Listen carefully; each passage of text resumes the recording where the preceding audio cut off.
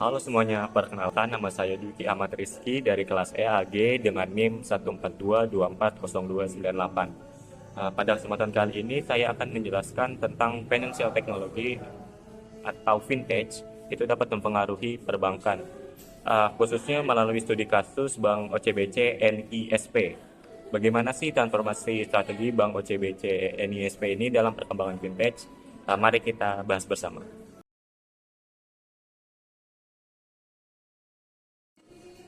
Vintage atau financial technology itu adalah inovasi di bidang keuangan yang menggabungkan antara teknologi dengan layanan keuangan. Contoh dari financial technology itu ada mobile banking, ada dompet digital seperti OVO atau GoPay, lalu ada juga pinjaman online. Nah, itu tuh contoh dari financial technology. Tujuan utama financial technology itu adalah membuat layanan keuangan menjadi lebih cepat, lebih mudah, lalu lebih aman bagi semua orang. Nah, di era digital seperti sekarang ini, industri perbankan itu mengalami transformasi yang besar-besaran. Persaingan bank itu semakin ketat, baik dari bank lokal maupun dari bank internasional. Nasabah kini lebih memilih layanan yang cepat, mudah, dan aman. Maka dari itu, kehadiran teknologi finansial menjadi solusi yang krusial. Untungnya, Bank OCBC NISP merupakan salah satu bank yang telah beradaptasi dengan perubahan ini melalui layanan mobile banking maupun internet banking. Oke, selanjutnya saya akan membahas tentang analisis SWOT dari adanya layanan m-banking dan e-banking di Bank OCBC NISP. Yang pertama itu kelebihan, yaitu kemudahan akses transaksi tanpa harus datang ke cabang. Dengan adanya m-banking dan e-banking, transaksi keuangan bisa dilakukan di mana saja dan kapan saja tanpa harus datang ke cabang. Lalu ada kelemahan, yaitu gangguan teknis dan tampilan aplikasi yang membingungkan. Kekurangan dari layanan ini yaitu sering terjadi error saat melakukan transaksi keuangan, lalu tampilan yang kurang menarik atau kurang ramah bagi sebagian pengguna. Lalu ada peluang atau opportunity, yaitu transaksi bisa dilakukan di mana saja, hemat biaya transportasi dan waktu.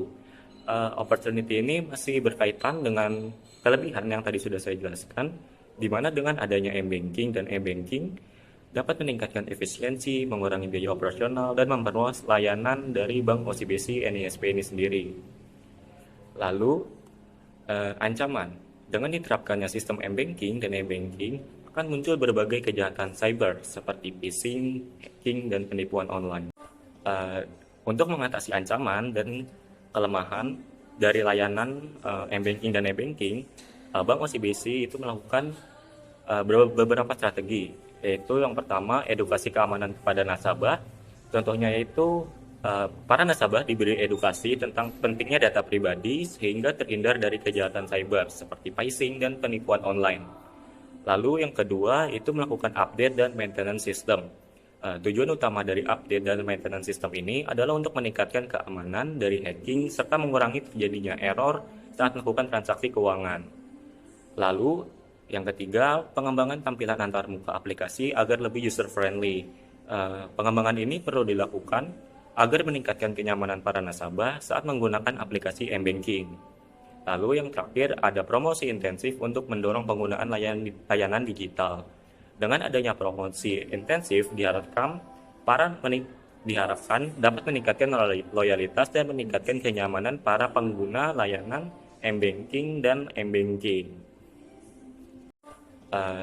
Untuk mengatasi ancaman dan kelemahan dari layanan m-banking dan e-banking, Bank OCBC itu melakukan beberapa strategi, yaitu yang pertama edukasi keamanan kepada nasabah. Contohnya yaitu para nasabah diberi edukasi tentang pentingnya data pribadi sehingga terhindar dari kejahatan cyber seperti phishing dan penipuan online. Lalu yang kedua itu melakukan update dan maintenance system. Tujuan utama dari update dan maintenance system ini adalah untuk meningkatkan keamanan dari hacking serta mengurangi terjadinya error saat melakukan transaksi keuangan. Lalu, yang ketiga, pengembangan tampilan antarmuka aplikasi agar lebih user-friendly. Pengembangan ini perlu dilakukan agar meningkatkan kenyamanan para nasabah saat menggunakan aplikasi m-banking. Lalu yang terakhir, ada promosi intensif untuk mendorong penggunaan layanan digital. Dengan adanya promosi intensif, diharapkan dapat meningkatkan loyalitas dan meningkatkan kenyamanan para pengguna layanan m-banking dan m-banking. Sekian pembahasan materi tentang financial technology dari saya.